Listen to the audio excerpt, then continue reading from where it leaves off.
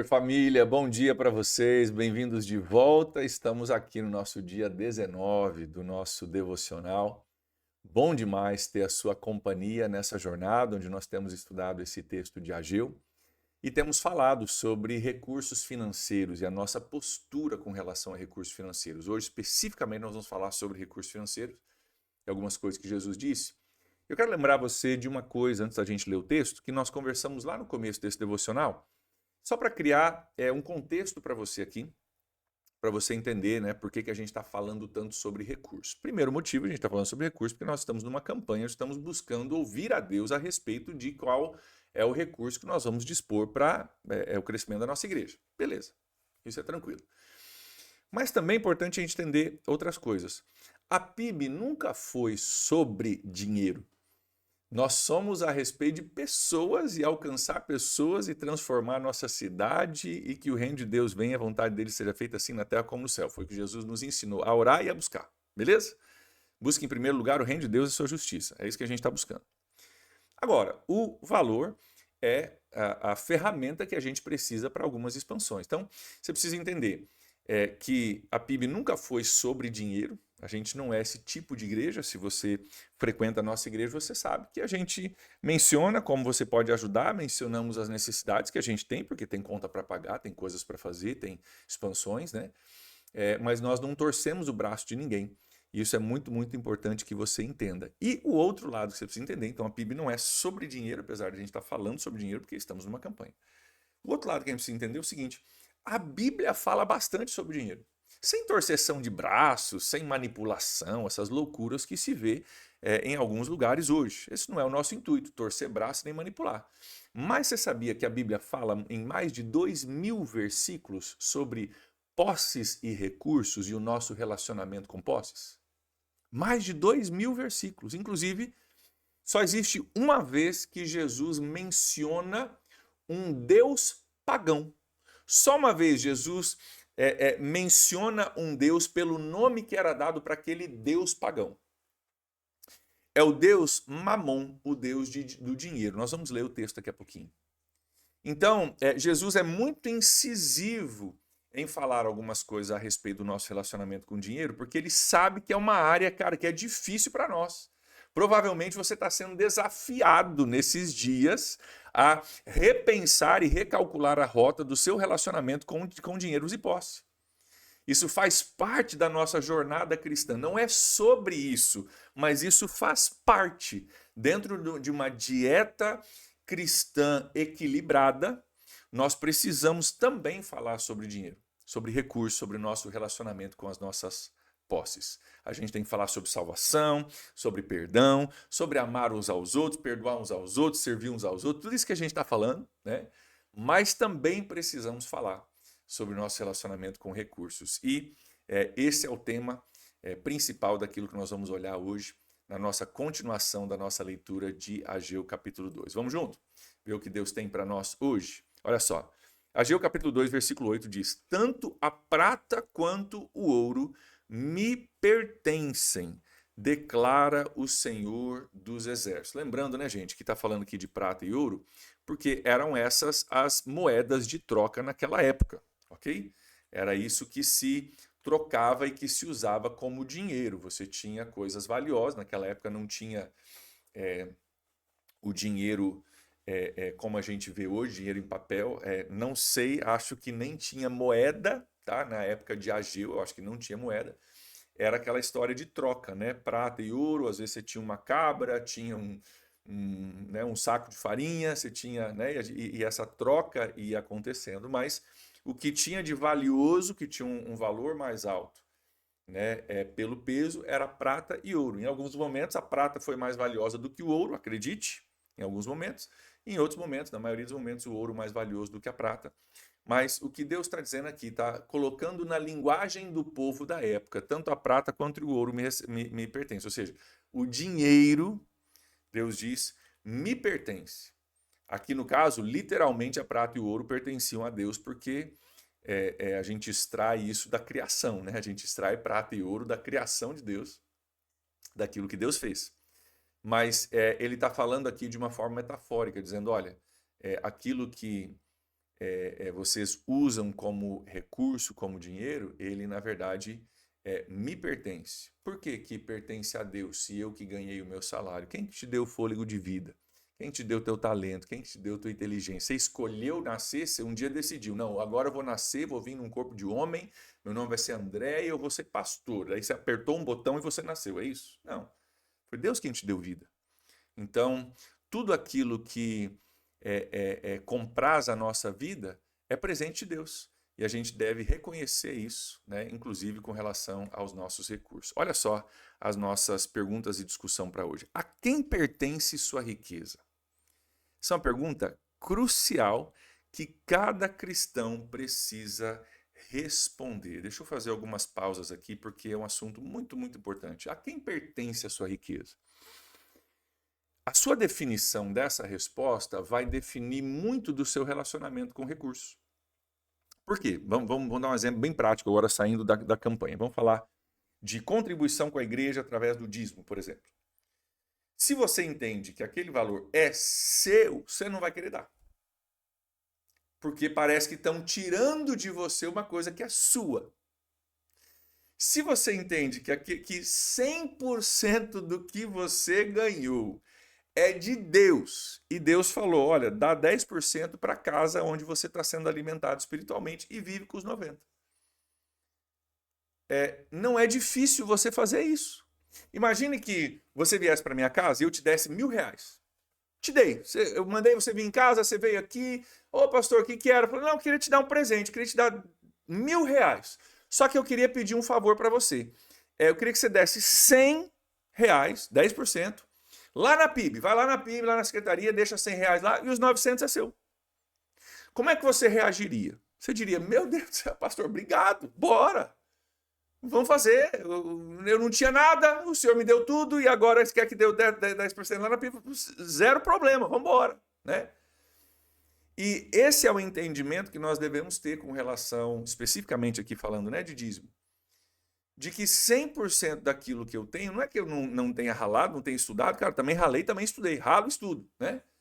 Mas a vida foi Deus que me deu, a capacidade foi Deus que me deu, as conexões foi Deus que me deu, sabe? É Deus que dá saúde, é Deus que dá força, é Deus que dá todas essas coisas. Então, quando a gente entende que Deus é dono de tudo, obedecer o dono a respeito do recurso dele é muito fácil.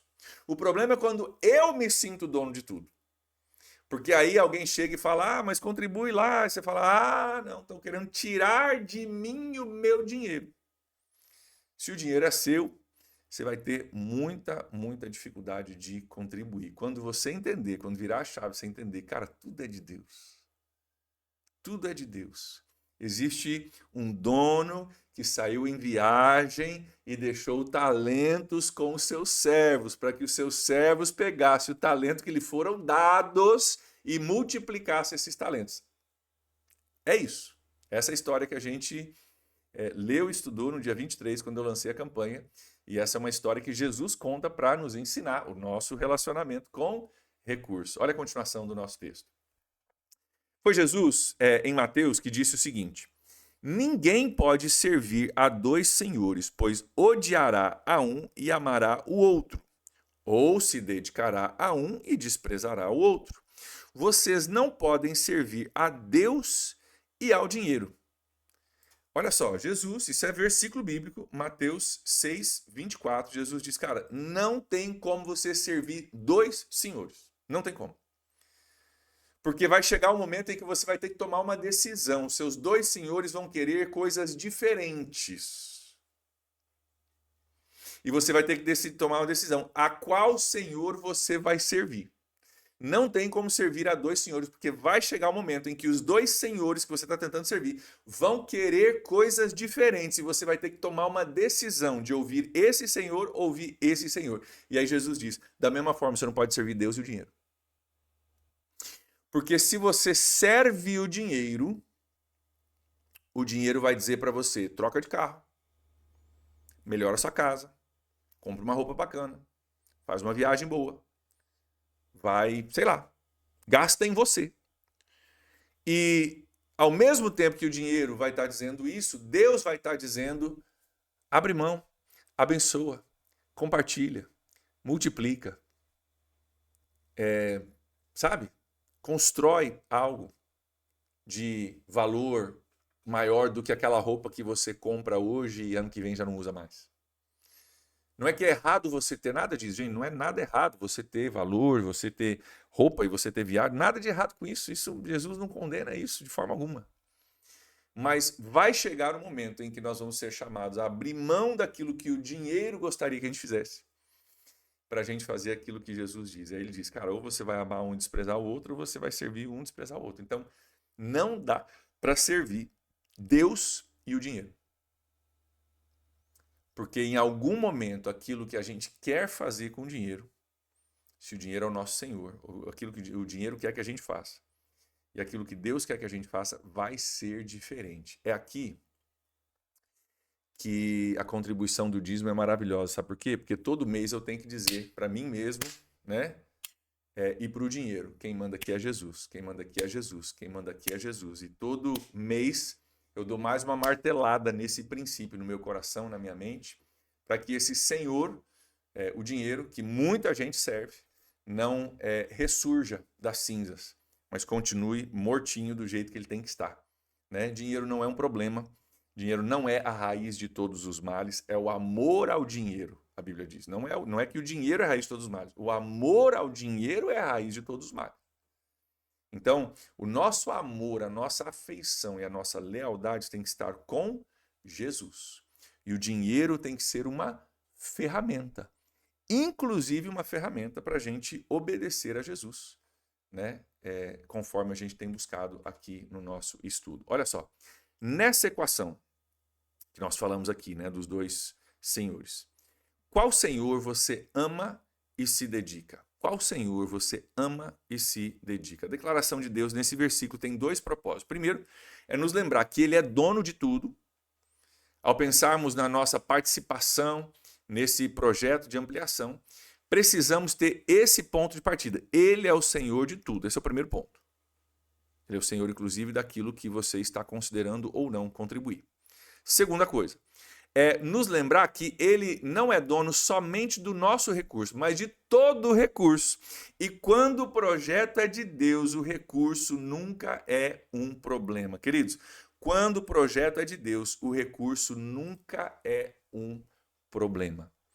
Nós temos visto isso se confirmar vez após vez. Quando o projeto é de Deus, o recurso vem. Como que ele vem? Não vem sem a nossa participação, nosso esforço, como a gente falou, né, nos devocionais. Deus dá a madeira, mas não dá o banco, né, não dá a poltrona. Ele dá a madeira e a gente entra em parceria com aquele que nos deu a matéria-prima, a gente transforma aquela madeira em uma poltrona. Né? Então, a parceria entre nós e Deus.